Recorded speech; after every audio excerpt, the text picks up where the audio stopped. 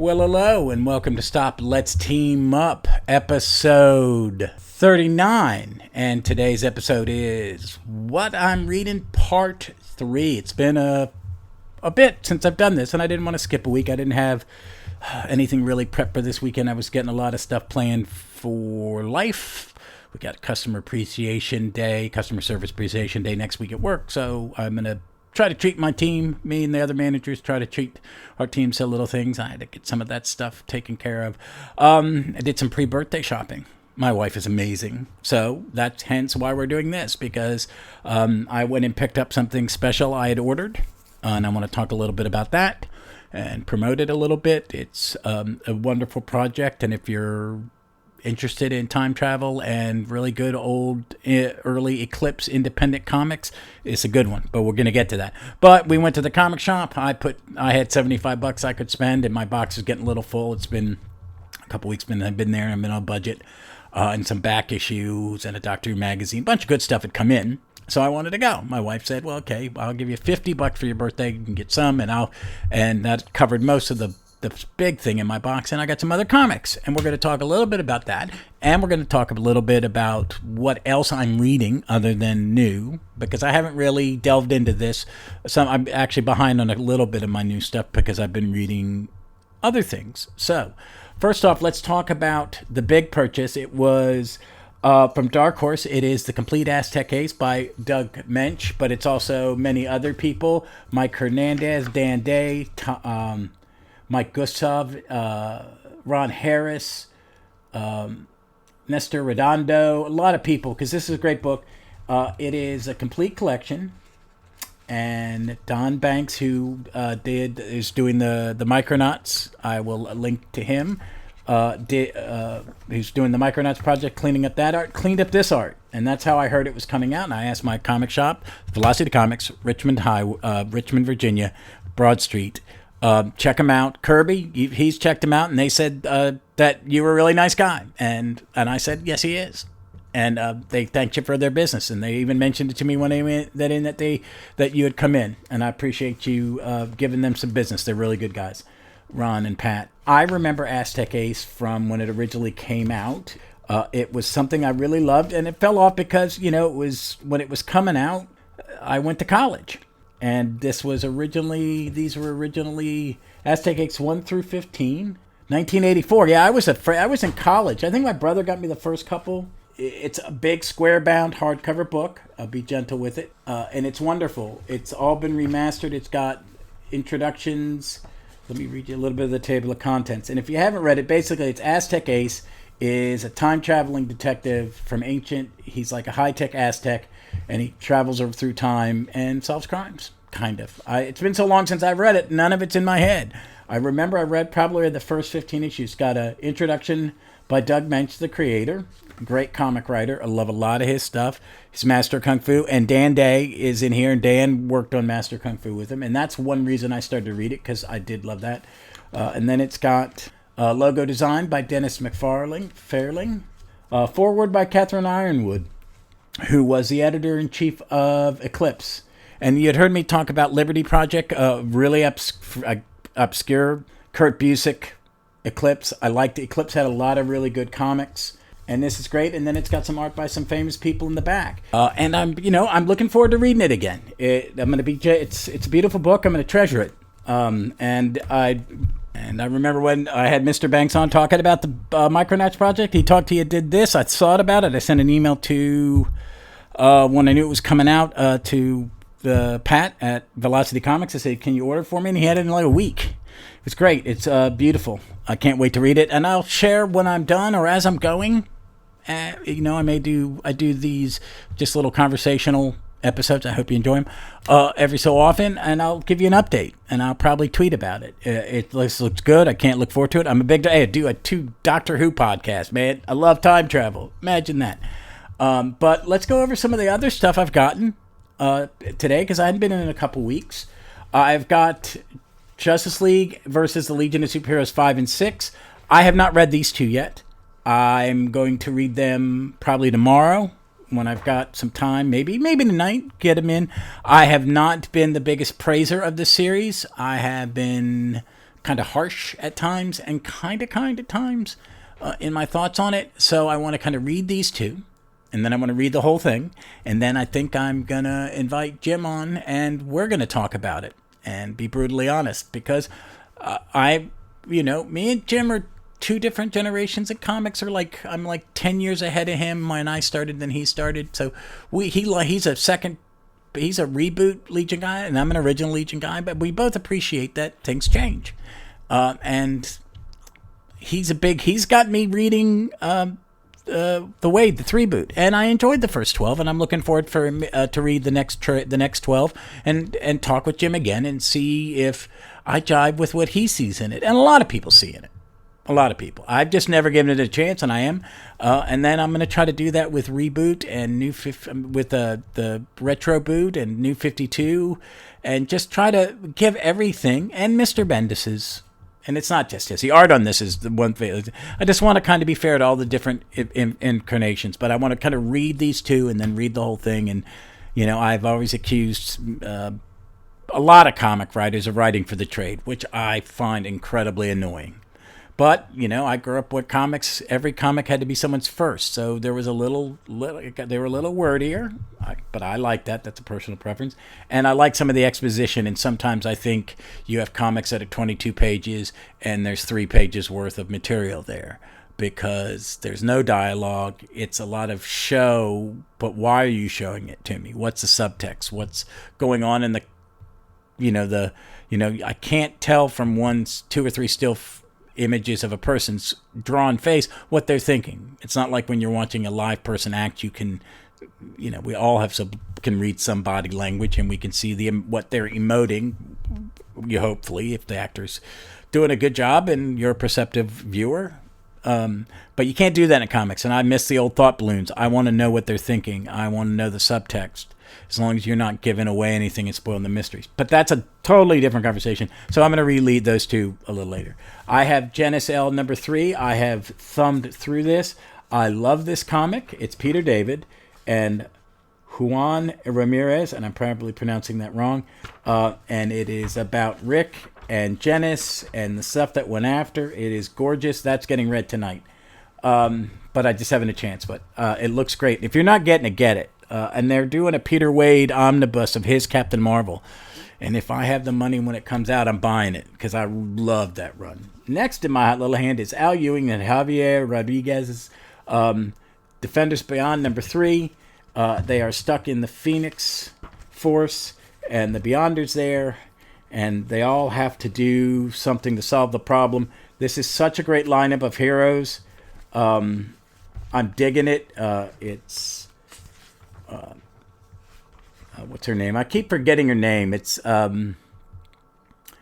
Tiger's there. Love Tiger. The Blue Marvel. Love him.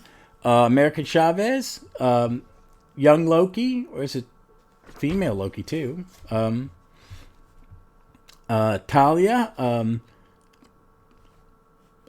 The Galactus' mom. And they're in there. It's Al Ewing. And if you read their last Defenders miniseries, they're great. I love them. I think they're a truly great addition to the Defenders lore. And I'm reading Defenders one comic a week. And I'm listening to a lot of Tighten Up the Defense in the morning in between newer podcasts because I just want to catch up. And I do love those guys. And they're ahead of me, so it's kind of cool. So I know what I'm looking forward to, or not looking forward to, when it comes to some of the stuff that's going on in Defenders. Because I haven't read it in 30 years, so it's good. Oh, I've got the 3rd issue of Wild Cards, George R.R. Martin's Wild Cards, Drawing Cards, which is retelling the origin or the first couple chapters of the first novel. And it's Paul Cornell, who I love as a writer from Doctor Who and many other things, Action Comics, and some of his indie stuff. And Enid Balaam as the penciler and Lee Townsend the inker. It's a great comic, especially if you've read Wild Cards. So, who knows? I got Thunderbolts number 2. I think this is a fun comic. I think it's Jim Zub, who I like. Sean Izakis is the pen artist.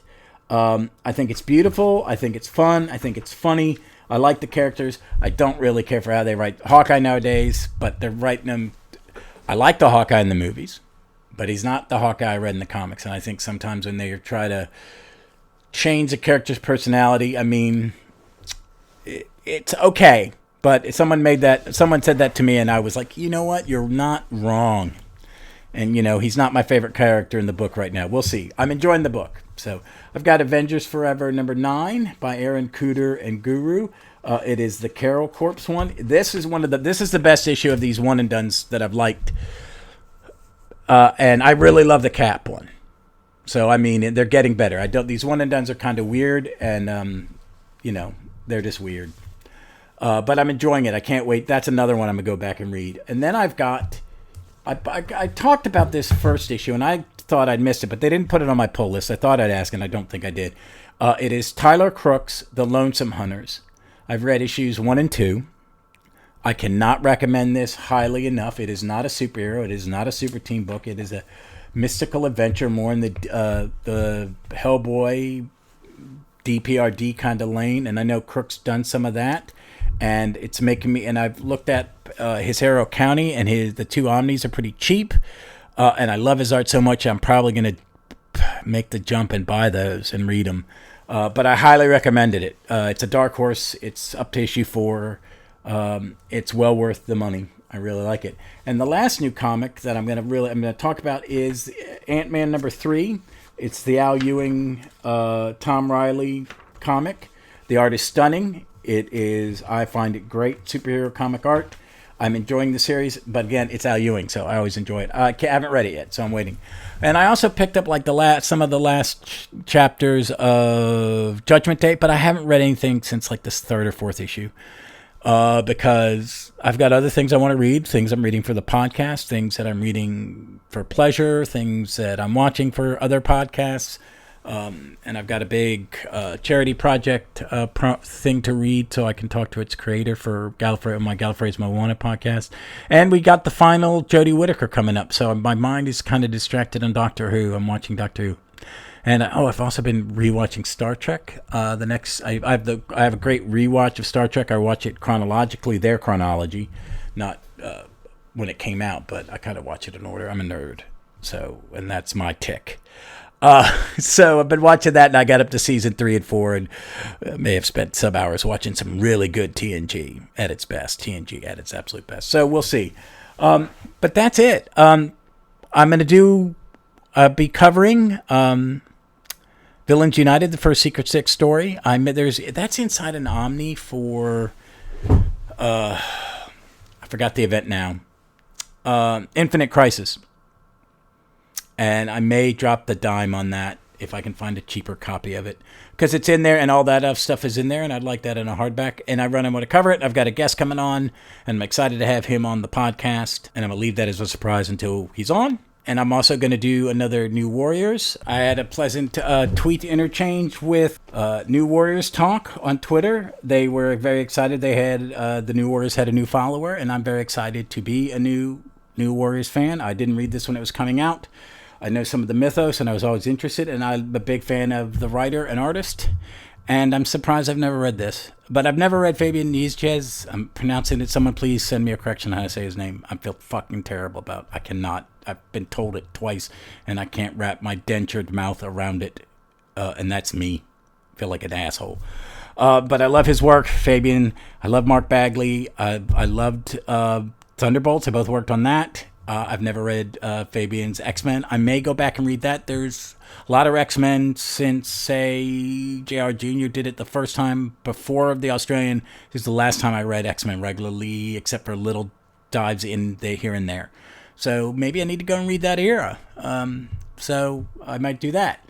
But I've got that all scheduled. I just recorded an episode with Billy D for another episode of Season 2 of All-Star Squadron. We did 3 more issues of Freedom Fighters, and he's been nice enough to let me be his co-host for covering that series, and I hope to have him back on to do... I had an idea, but I think he's covering that on his podcast, so I'm going to leave it alone.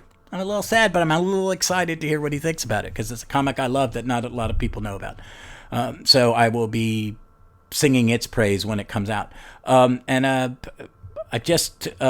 Please check out Fantastic Comic Fan. Ron's been doing some great work. He had a great interview with the grandfather image. That's all I'm saying. It was his 75th episode.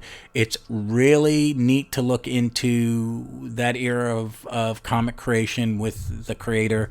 Go listen to it. It's great. Me and him have recorded some stuff. I plan on covering Steve Lytle as a next artist, and I have my guest host for that lined up. And I want to do one for John Forte coming up, and I haven't decided that.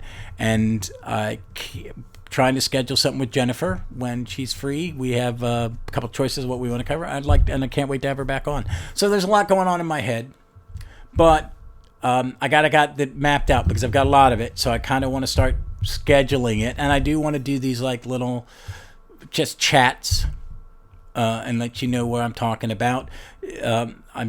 This is the kind of thing that's going to end up on YouTube. I've kept talking about it. Everything goes up on YouTube, but I've talked about doing some video ones. And it's just, I cannot explain the amount of crap that's going on at work. And I'm still pumping out 4 podcasts a week.